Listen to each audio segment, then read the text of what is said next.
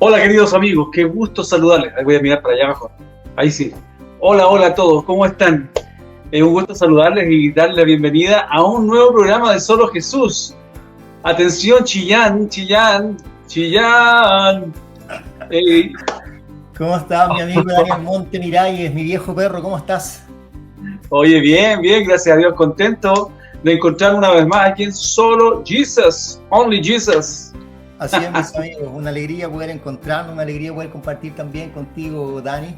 Bendiciones para ti, para tu hogar, como también para cada una de las personas que hoy día se da el tiempo para poder estar aquí junto a nosotros y poder seguir juntos descubriendo, aprendiendo y seguir a Jesús en este programa, ¿no es cierto?, en el cual lo único que buscamos es poder encontrarnos con solo Jesús. Eso es.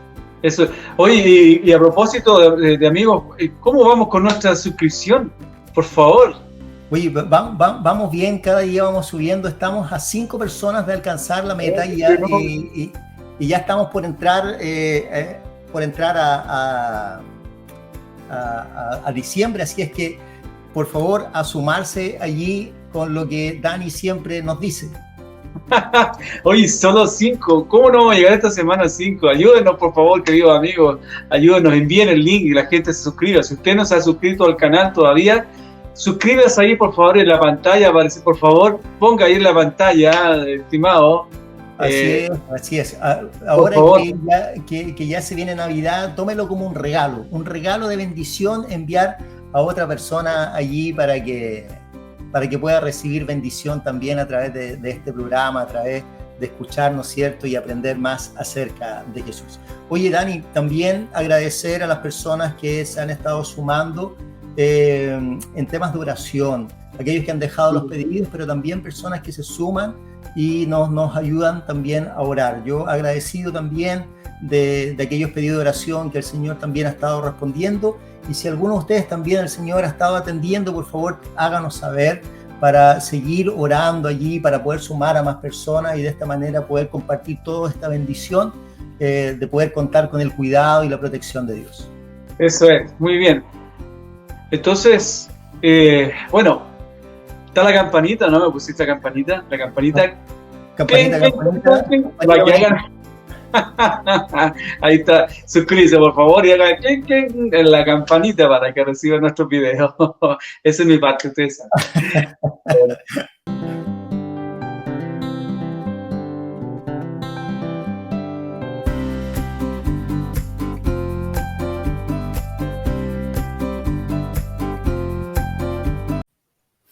Bien, mis amigos, ya estamos de regreso para poder comenzar.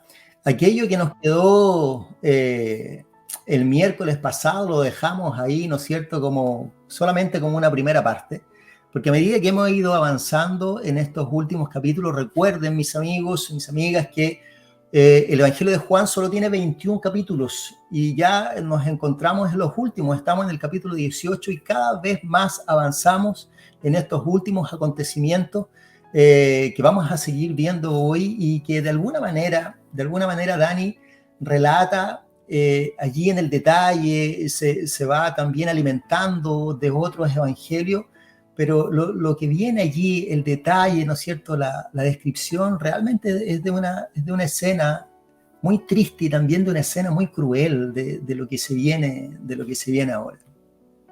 Bueno, ¿te parece si oramos entonces para poder dar continuidad? ¿Ya? Claro que sí. Oremos. Padre Celestial, gracias te damos porque una vez más podemos abrir tu palabra. Rogamos, Señor, tu presencia y la presencia de tu Espíritu Santo con cada uno de nosotros, que podamos, Señor, comprender aún más tu misericordia, tu amor, tu compasión y cómo tú anhelas la salvación de cada uno de nosotros. Quédate con nosotros en este momento al abrir tu palabra, en nombre de Jesús. Amén. Amén. Bien, mis amigos, haciendo un pequeño resumen de lo que fue el capítulo 18. Recuerden que el capítulo 18 comienza allí con un subtítulo que quizás aparezca también en su Biblia, aquellos que nos están siguiendo quizás con otro dispositivo, que habla acerca del arresto de Jesús. Si usted se da cuenta, va a ver que allí también este relato bíblico está representado en los otros evangelios, en Mateo, en Marcos y en Lucas, que también tienen una mirada de todo este evento, ¿no es cierto?, que está ocurriendo aquí. Lo que hablamos el miércoles pasado, y dentro de las cosas que destacamos, es que Jesús siempre está al control de lo que está ocurriendo. En ningún momento Jesús ha sido sorprendido, en ningún momento Jesús se está ocultando, está evadiendo la situación, sino que Jesús está allí presente. Otra cosa importante que vimos el miércoles pasado fue cómo Jesús en todo momento está cumpliendo su misión, pero también está cumpliendo la promesa hecha a sus amigos y la promesa también hecha a cada uno de nosotros. El protegerle, el estar allí, ¿no es cierto?, para poder cuidarles. Es por eso que al momento, ¿no es cierto?, de ser arrestado, él sale adelante, él solicita, ¿no es cierto?, que puedan dejar ir a los discípulos y que él está allí, ¿no es cierto?, para poder continuar aquello que él ya había mencionado y que también había profetizado. Nos encontramos con la escena en la cual Pedro, cargando una espada, ¿no es cierto?, en este último momento, en un escape entre el miedo, el pánico, el nerviosismo, la ansiedad, ¿no es cierto?, ataca a uno de los siervos del sacerdote, cortándole allí su oreja, y encontramos ahora a Jesús restableciendo la herida, ¿no es cierto?, pero también haciendo un llamado a Pedro. Pedro, guarda tu espada. Él sigue el control, hará mención, ¿no es cierto?, que si él lo quisiera, le pediría al Padre y el Padre enviaría ángeles que estarían dispuestos, ¿no es cierto?, a poder ayudarlo. Y quedamos allí, ¿no es cierto?, hasta el momento en que ahora Jesús sigue adelante en este proceso de su arresto. Exacto, mencionamos ahí algo importante en relación con Pedro, que nos sorprendió, el hecho de que después de 3 años y medio, Pedro anduviera cargado, digamos, andaba ahí con una espada. ¿Qué hacía Pedro con una espada? Pero lo más llamativo es que en estos 3 años y medio Jesús nunca lo obligó a sacarse la espada. Y llegamos a una conclusión muy importante, no sé si vale la pena mencionar, pero creo que es importante, el hecho de que Jesús no está preocupado tanto de la espada de Pedro, de sacarle la espada, sino del corazón de Pedro. Jesús quería trabajar a nivel del corazón, porque si Pedro finalmente se entregaba plenamente a Cristo, la espada y toda cualquier otra cosa que no debería estar utilizando iba a caer de forma natural. Pero necesitaba pasar por un momento sumamente importante, que es lo que vamos a ver ahora, porque hasta el momento quien reinaba en el corazón de Pedro no era Jesús, era él, que constantemente ponía su yo, su orgullo, su ego por sobre Jesús. Y vamos a ver cómo esta situación también le juega una mala pasada, ¿no? Así es, así es. Nos encontramos entonces con los versículos 12 en adelante, donde Jesús es llevado delante del sumo sacerdote. Jesús es presentado delante del poder religioso, ¿no es cierto?, representado en aquel entonces, allí en con el sumo sacerdote, de manera muy especial, ¿no es cierto?, ante Anás, reflejado ahí en el verso 13. Y aquí hay un diálogo, aquí hay un diálogo, hay una entrevista que va a estar representada y que va a estar ligada, ¿no es cierto?, en torno a Anás.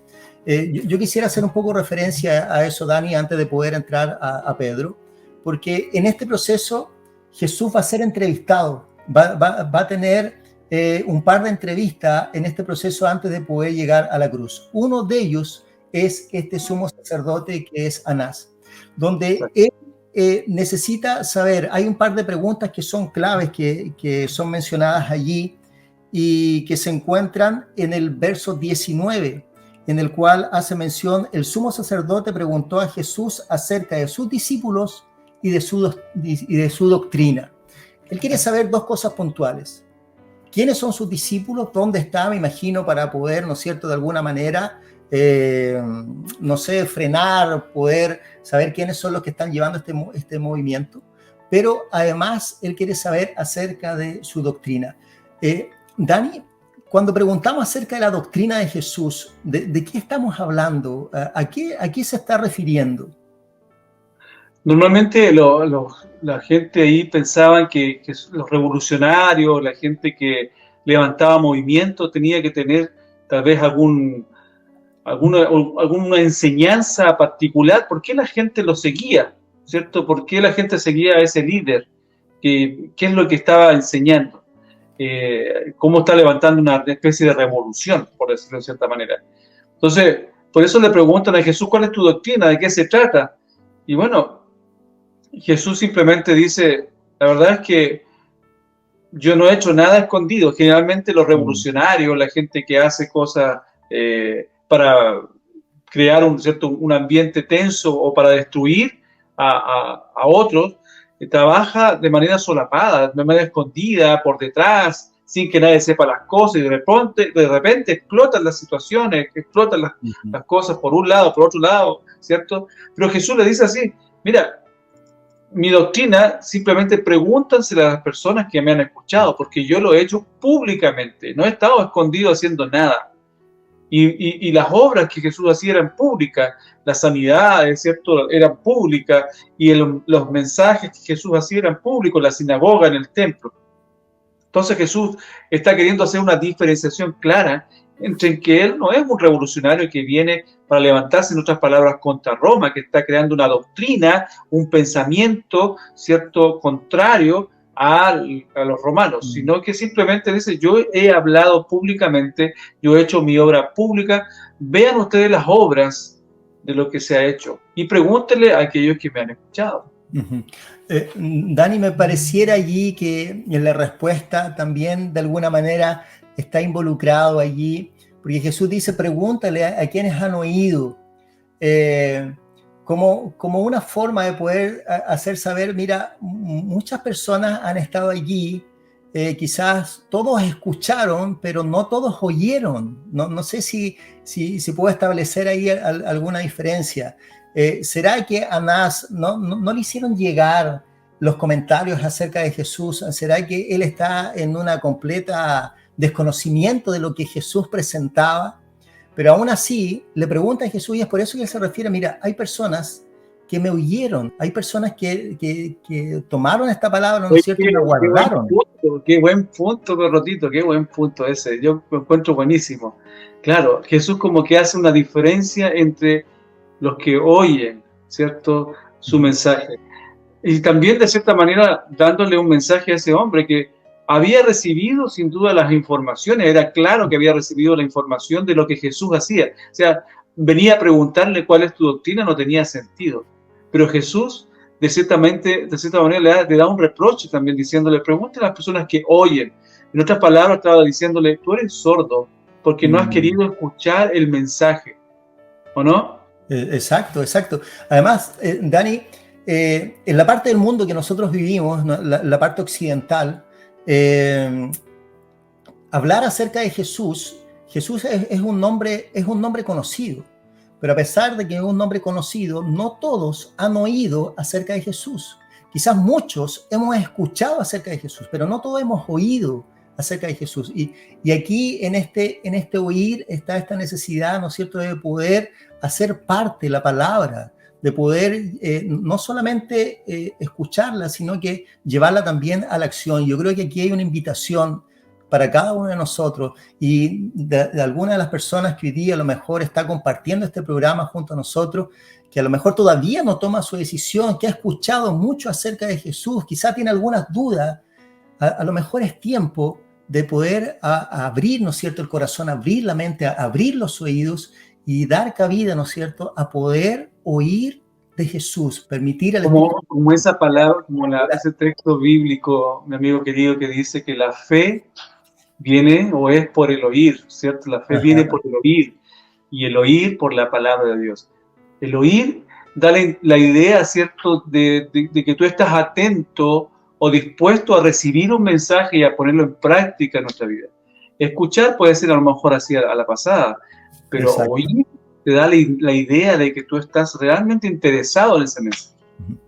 Y de ahí, ¿no es cierto?, que Jesús le dice, pregúntale a ellos, pregúntale a los que realmente oyeron esto, porque si ellos lo oyeron, lo más probable es que haya ocurrido algo en la vida de ellos. Dani, paralelamente, porque esto se está dando, ¿no es cierto?, con acciones y vidas paralelamente está ocurriendo algo afuera, allí en el patio. ¿Y qué es lo que está ocurriendo allí mientras Jesús está siendo interrogado? ¿Qué es lo que está ocurriendo afuera? Bueno, afuera está Pedro, por ejemplo, está Pedro y Juan también, que es interesante, que, que él logra entrar ahí donde estaba Jesús. Pedro quería entrar y entonces, de alguna manera, Juan lo hace, logra que él entre ahí donde está, pero él estaba allá afuera justamente, observando. Ajá. Pero Dani, tú mencionabas, porque aquí mis amigos, si usted va al verso 15, Juan lo relata de la siguiente manera. Dice, seguía Jesús Simón Pedro y otro discípulo, del cual, ¿no es cierto?, los estudiosos hacen mención que ese otro discípulo es Juan. Pero Juan aquí está haciendo mención que Pedro también le seguía. Dentro de la mirada de los evangelistas hay uno que nos relata o extiende un poco más esta mirada. Dani, tú cuéntanos más acerca de eso. Bueno, a mí me gusta mucho lo que habla Lucas en relación con esta situación, ¿ya? En relación con Pedro, por favor no pierdan esto que Juan, pero vamos a dar una miradita rápido aquí en Lucas, porque vemos aquí algo que Jesús hace muy importante, y es cómo le describe Jesús a Pedro que él lo iba a negar. Fíjense en el capítulo 22 de Lucas, si me acompañan, por favor, en el versículo 31, Jesús le dice así a Pedro, mira, Simón, Satanás os ha pedido para zarandearos como a trigo, pero yo he rogado por ti para que tu fe no falte, y tú, una vez vuelto, confirma a tus hermanos. ¿Sabe qué es importante esto? Jesús le revela a Pedro antes lo que él iba a hacer. Jesús le profetiza y le dice, mira, aquí estamos en una lucha. ¿Saben que eso es sumamente importante recordarlo? Aun cuando tú no veas a Satanás, Jesús lo ve y le está diciendo a Pedro, Pedro, Satanás, te estás pedido, no sé cómo se estás pedido. Suena así como, pero así fue. Pero era eso, ¿no? Claro, Satanás había mirado a todo y dijo, yo quiero a ese lo quiero, a ese lo voy a hacer tropezar, a ese lo voy a destruir, a Pedro. Porque también conocía el corazón de Pedro, veía que Pedro todavía no estaba plenamente entregado a Cristo y confiaba en su propia fuerza. Entonces dijo, yo a este lo quiero. Es interesante, pero Jesús le hace la advertencia y le dice a Pedro, mira Pedro, Satanás te ha pedido, es decir, exclusivamente a ti, para zarandearte como trigo, para zamarrearte, para zamarrear tu fe. Pero Jesús le añade lo siguiente, pero yo he rogado por ti, yo he estado orando por ti. Mira qué lindo. Cuando Satanás quiere destruirnos, cuando Satanás de alguna manera quiere zarandearnos, ¿quién de nosotros no ha sido zarandeado? ¿Quién de nosotros a lo mejor en este momento, algunos de ustedes puede estar siendo zamarreados con alguna prueba difícil que quiere poner en jaque tu fe? Porque eso es lo que el diablo busca en este conflicto, es poner en jaque la fe de los hijos de Dios, destruir la confianza en Dios. Pero en este momento, qué tranquilizador es saber que Jesús está intercediendo por nosotros. Jesús, en Él hay poder para vencer. Y ahora, y Jesús le añade algo interesante, fíjate, le dice, pero tú, una vez vuelto, confirma a tus hermanos. Esa palabra, vuelto, es súper importante, es una palabra en original griego, que es la palabra epistrefo. Y epistrefo está relacionado con la palabra conversión. Ya. Fíjate que es importante. Y Jesús le dice entonces a Pedro en otras palabras, mira Pedro, Satanás te va a zarandear. Yo estoy rogando por ti. Vas a salir adelante. Y una vez que te conviertas, entonces vuelve a tus hermanos. Una vez, fíjate, Pedro llevaba más de 3 años y medio con Cristo, pero aún no se había convertido plenamente a Él. Pero el Señor aún... Sí, sí. Dani, perdón, tú mencionaste algo ahí muy, muy interesante. Bueno, dice, el enemigo lo eligió, y yo quiero a ese, porque Pedro, todavía su confianza, a pesar de todo, ¿no es cierto?, su confianza parece que todavía, ¿no es cierto?, radicaba en él. Quizás como muchos de nosotros, ¿no?, que aún creyendo, aún caminando, aún viendo lo que Dios hace en nuestra vida, nuestra confianza está puesta en nosotros, y es por eso que en oportunidades desmayamos, porque nuestra confianza no es capaz de poder superar todas aquellas cosas que nos vienen a nosotros, y nosotros seguimos confiando en nosotros. Claro está, es que Pedro lleva una espada, ¿no es cierto? Y además Juan en el capítulo 13 hará mención que el mismo Pedro dice: Señor, cuando llegue el momento, si a la cárcel hay que ir, a la cárcel voy a ir, y si mi vida he de dar, entonces yo la voy a dar. Pero esa confianza, al parecer, esto está basado en lo que él podía hacer, en lo que él podía llevar adelante. Y aquí nos encontramos en este diálogo que tú estás relatando, que de manera paralela, ¿no es cierto?, Lucas también lo presenta. Claro. Mira, nuestras únicas victorias, las grandes victorias de nosotros como hijos de Dios, consisten simplemente en dejar nuestra confianza plena en Dios y desconfiar de nosotros mismos. Pedro no había logrado todavía aprender esas lecciones, y eso que lo había practicado en un momento, cuando él caminó sobre las aguas. ¿Te recuerdas cuando caminó sobre las aguas? Cuando dice la Biblia que quiso caminar, porque Jesús venía caminando sobre, y le dijo: si eres Jesús, que yo pueda ir. Y él bajó y comenzó a caminar sobre las aguas del mar, mirando a Cristo, pero en un momento se sintió tan impresionado porque los discípulos atrás estaban sentados ahí mirando el espectáculo, atónitos, ¿cierto? Y en realidad él dijo: pues aquí está Pedro, ¿eh? Pedro el que camina, Pedro el que tiene fe, Pedro el que se... Y en ese momento, cuando entra Pedro a pensar en él, se desvía de Cristo, se hunde. Y ahí extiende su mano y dice: salva, Señor, sálvame, que me muero. Bueno, Pedro tenía esos momentos de confianza, esos momentos de fe, pero tenía otros también donde volvía a confiar en sí mismo. Él no había renunciado, no había muerto al yo todavía. Esa palabra es vital, Dani, porque la confianza tiene que ver con depositar algo, ¿no es cierto? Depositar en otro lo que va a ser. Y ese renunciar, por eso la confianza es tan difícil para nosotros. Por eso normalmente estamos luchando con esto, porque la confianza tiene que ver con renunciar, con despojarnos de. La medida que nosotros nos despojamos, entonces ahí Dios puede hacer en nuestra vida. Y si hoy día hay alguien que a lo mejor está en esa lucha, que está atendiendo, no sé, algún problema, todavía a lo mejor no recibe una respuesta y está angustiado, tiene que ver precisamente con eso, mi amigo, mi amiga, con esa necesidad de nosotros de poder confiar, de poder sacar aquello que nosotros podemos hacer y depositar la confianza en aquel que lo puede hacer. Y ese paso pareciera que muchas veces es muy complejo. Fíjate que es justamente ese punto. Y Pedro, volviendo ahí al capítulo 22 de Lucas, versículo 31 en adelante, hace algo interesante, así que me sorprende. ¿Qué harías tú, Carlos? ¿Qué harían, amigos, ustedes si de repente Dios les revela que el diablo los ha escogido a ustedes para destruirlos? ¿Qué harían? ¿Qué harías? Si Dios te da esa revelación, te dice: el diablo te escogió, mi viejo. Te va a zarandear como a trigo. Te va a querer destruir tu fe. ¿Qué harías tú? Honestamente. No, o sea, si me dice eso, yo consagrarme más, no sé, estar más aferrado para que eso no ocurra. Primero, honestamente, yo me asusto. Churra, dijo yo, el diablo me escogió, ¿cómo es eso? Señor, sálvame, ayúdame, por favor, no puedo estar solo. ¿Qué voy a hacer con el diablo? ¿O no? Sería como una reacción más natural. Pero si tú te das cuenta, lo que pasa aquí, cuando Jesús le revela eso, mira la respuesta de Pedro en el versículo 33 del capítulo 22 de Lucas.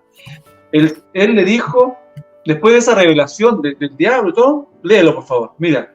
El 33 dice: él le dijo: Señor, estoy dispuesto a ir contigo, no solo a la cárcel, sino también a la muerte. Fíjate, no, como que ni siquiera se preocupó ni dijo nada en relación a la revelación de Jesús de que el diablo quería destruirlo. No se preocupó, no se asustó, no dijo: Señor, ayúdame por favor, solo no puedo. En fin, si el diablo me escogió a mí, ¿qué va a pasar conmigo? No. En ese momento, cuando el Señor lo revela eso, le dice: no, Señor, mira, tranquilo. Si yo estoy dispuesto a todo contigo, quédate tranquilo, Señor, yo voy a la cárcel, voy a la muerte si es necesario, o sea, yo estoy contigo, yo puedo. Exactamente, yo puedo, yo puedo. Yo puedo. Y Puedo será con el ese, mal, yo puedo con todo.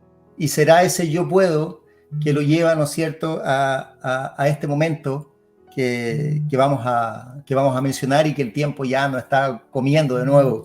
Perdón. Avanzo ya, voy a avanzar rápido, porque aquí hay algo interesante que yo quiero mencionar en relación con Pedro.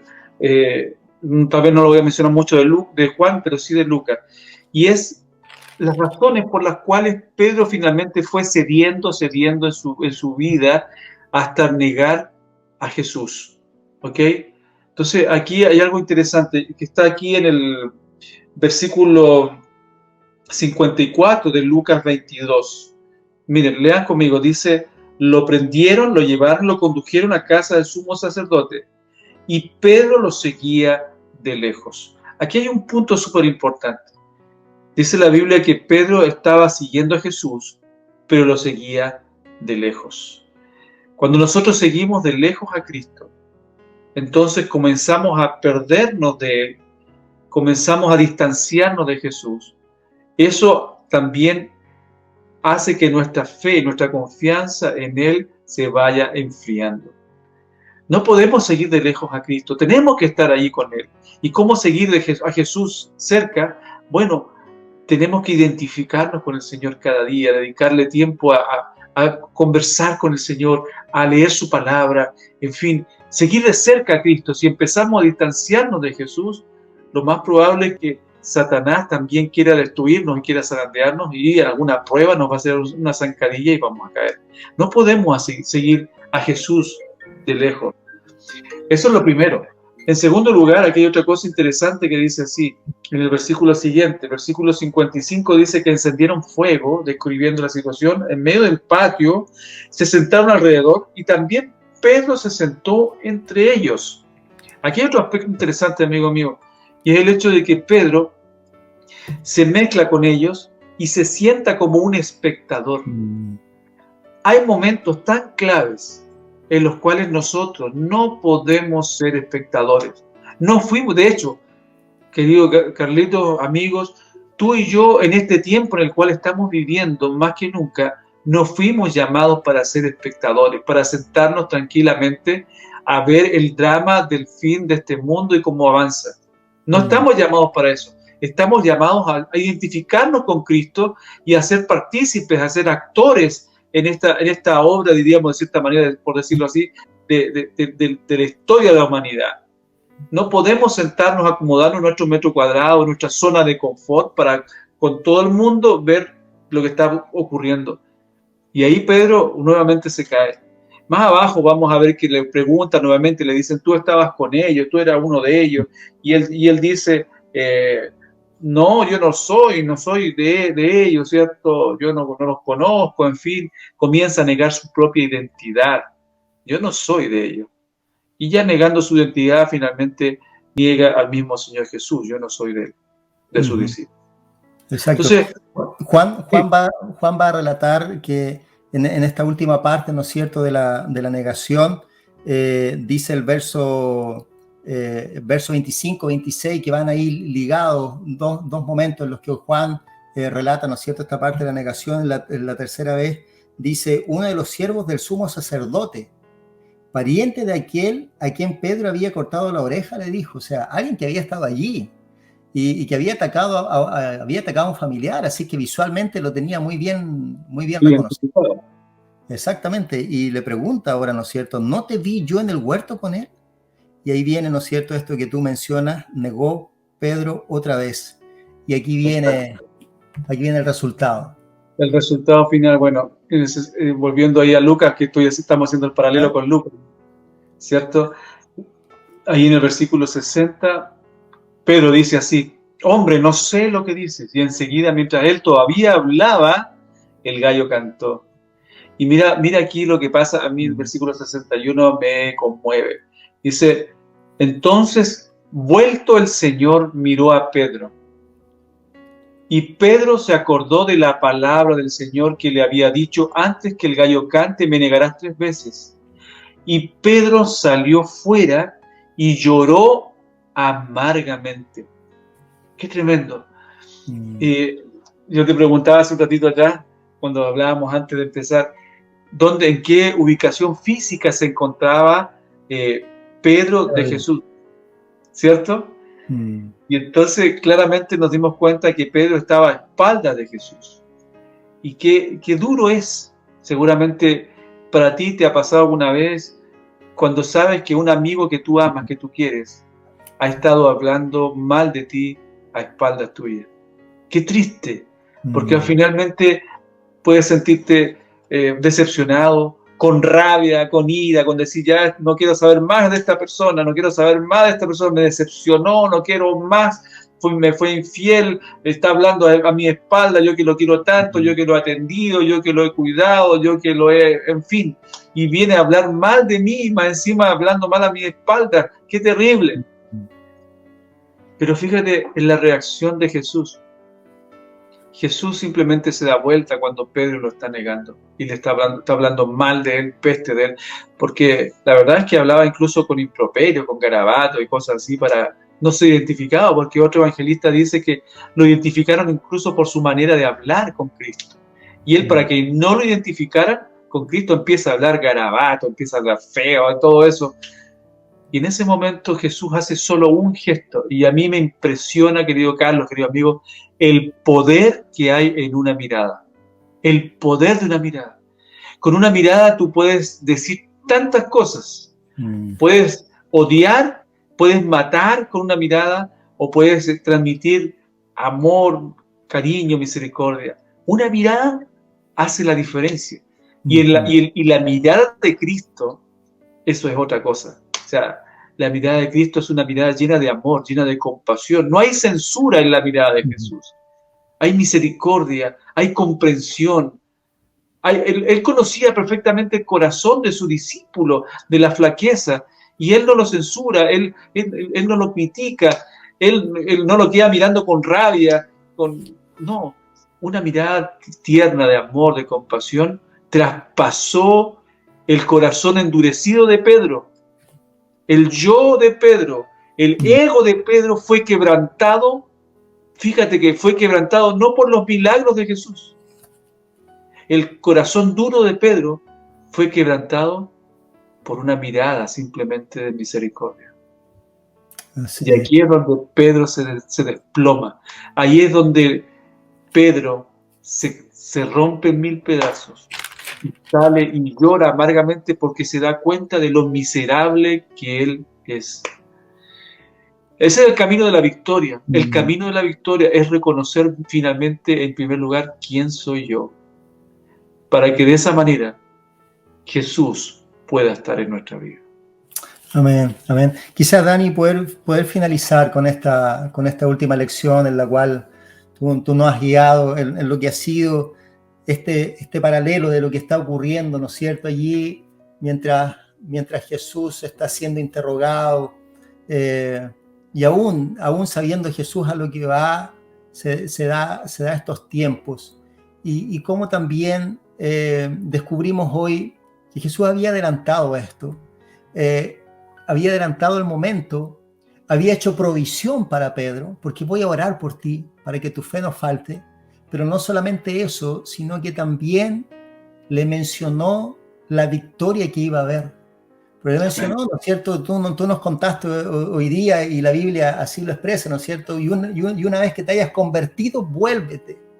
O sea, no va a terminar aquí, no va a terminar aquí. Y yo creo que eso es maravilloso. Si bien es cierto, sí, efectivamente Pedro lo negó. Y yo hoy día, no sé, le preguntaría a todos aquellos que se identifican con Cristo, oye, ¿cuántas veces? ¿Será que hoy día nosotros podemos emitir así un juicio directo hacia Pedro?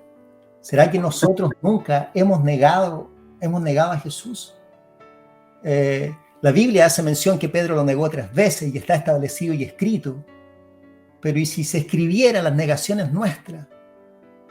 ¿Con cuántas veces aparecería eso? Y para aquellos que a lo mejor todavía no han aceptado a Jesús, puedan ver que también hay un Jesús que tiene un plan, un propósito, un proyecto, y que aún en medio de la prueba, que aún en medio de la dificultad, él tiene, ¿no es cierto?, una mirada de que eso no va a ser siempre, que hay una salida, que hay una salida de victoria, porque una vez que te vuelvas, o sea, ahora tú vas y testifica delante de los demás. Fíjate que es importante eso y comprender que finalmente el punto crucial de la transformación, la conversión de Pedro, tocó fondo finalmente cuando él está hablando, está negando a Jesús, canta el gallo y viene a su mente la imagen de Cristo hablándole de él, de quién era él. Y él simplemente diciendo, no, voy a la cárcel, voy a la muerte, voy a todo, yo me la puedo.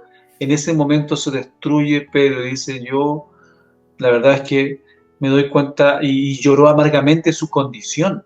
Lloró, ese lloro amargo que dice la Biblia, demuestra un quebranto de su corazón. Y que nosotros necesitamos, querido Carlos, amigos, para poder tener una experiencia real, ¿cierto? Necesitamos quebrantar en nuestro corazón para que el Señor pueda realmente tomarnos como vasos de barro en sus manos y hacernos de nuevo. La Biblia mencionará, bueno, mismo Juan, ahí en Apocalipsis, en el capítulo 2 en adelante, capítulo 3, habla de las iglesias, el mensaje de la iglesia, habla de la iglesia de la Odisea, que representa la última iglesia, la última etapa de la iglesia cristiana. Y uno de los problemas de esta iglesia, que dice ser cristiana, o las personas que participan de esta iglesia, es que dicen que están bien, que se sienten bien como están, que no tienen necesidad de nada. Y sin embargo el Cristo les dice, mira, ¿sabes qué? No te das cuenta que eres pobre, miserable, ciego, desnudo. Unge tus ojos con colirio para que veas. Yo estoy a la puerta y llamo. Si tú abres la puerta, voy a entrar. Y es interesante porque Juan, el mismo Juan, hace ese paralelo para decirnos que en este tiempo final hay muchos que se dicen o nos decimos ser cristianos y queremos seguir a Cristo, pero tenemos a Cristo fuera de nuestra vida. Lo importante es que dejemos entrar a Jesús y que nosotros salgamos, porque como dicen las leyes físicas, dos objetos, dos más, no pueden ocupar un mismo lugar al mismo tiempo. Entonces, si estoy yo, Jesús no puede estar. Tengo que salir para que Jesús entre en mi corazón. Bien, mis amigos, una alegría de haber participado nuevamente y compartido con ustedes. La verdad que el tiempo pasa rapidísimo. Vamos creciendo en este diálogo, ¿no es cierto? Y cada vez somos más impresionados por todo lo que allí ocurre. Yo espero que cada uno de nosotros, ahí Dios a través de su Espíritu vaya atendiendo a las necesidades puntuales de cada uno de ustedes, que esta palabra pueda traer gozo, alegría, que pueda saber que en esta mirada, en esta historia de Pedro, de un Pedro que traicionó a Jesús también, no termina la historia allí para Pedro, como tampoco la historia ha terminado para ti o para nosotros. Esta historia comienza aquí, pero también es una historia de segundas y de terceras oportunidades. El mismo encuentro que Jesús tuvo con Pedro allí, que Dani nos grafica, ¿no es cierto?, en una espalda a espalda, y Jesús también buscará de manera muy especial un nuevo momento para encontrarse nuevamente con su amigo, no para saldar deudas, sino para poder expresar ese mismo amor que expresó al momento de la traición. Así es que, mis amigos, si alguno de nosotros hemos fracasado en nuestras promesas, hemos quebrantado nuestros pactos, no nos queremos volver al Señor porque a lo mejor por vergüenza de tantas oportunidades, haber prometido una y otra cosa y volvemos exactamente a lo mismo, bueno, nuestra historia no termina aquí. Hay un Dios todopoderoso que hasta el día de hoy nos está brindando oportunidades. Así es que no dejes pasar el tiempo, de aprovechar las oportunidades que el Señor nos da. Dani, ¿te parece que terminemos orando antes de ya invitarnos a vernos el próximo miércoles? Oremos. Amén. Dani, ya, oro. Padre Celestial, gracias por este mensaje de salvación que recibimos. Nos identificamos plenamente con Pedro. ¿Cuántas veces nosotros queremos tomar nuestra vida, nuestra manera, y no nos damos cuenta que la mayor necesidad que tenemos es reconocer quiénes nosotros somos y la gran necesidad que tenemos de Jesús en nuestra vida? A veces tú permites situaciones que nos hacen reflexionar y nos hacen pensar que realmente sin Jesús no somos nada. Y eso es lo que tenemos que aprender. Pedro tuvo que aprenderlo de esa manera. Tal vez hay amigos, amigas, nosotros mismos que tenemos que aprender de otra manera. Pero lo importante, Señor, es que podamos finalmente todos comprender que hay un amor maravilloso, que hay compasión, que hay misericordia en tus ojos para cada uno de nosotros, y que tendremos la posibilidad y la gran oportunidad de ser tomados en tus manos y ser hechos nuevos, nuevos hombres, nuevas mujeres para el reino de los cielos. Quédate, Señor, con nuestros amigos, quédate con nosotros en lo que resta de esta noche, danos un buen descanso, y también a aquellos que nos verán en otro momento de forma diferida. Te lo pido humildemente en nombre de Jesús. Amén. Amén. Amén. Bien, mis amigos, amigas, familia, un abrazo al corazón para cada uno de ustedes. No se olvide, comparta el link, comparte este programa, cuénteles a otras personas de la bendición que es Jesús, y nos vemos el próximo miércoles. Por favor, a dar lectura allí al capítulo 19, porque estamos a un par de programas más de poder cerrar este estudio de Solo Jesús. Muy bien, un abrazo para todos, que el Señor les bendiga. Chao, nos estamos viendo el próximo miércoles. Chao. Deseamos de todo corazón que este mensaje proporcione paz, bendición y salvación a tu vida. Te invitamos para que nos acompañes en el próximo episodio del programa Solo Jesús, un encuentro que cambiará tu vida.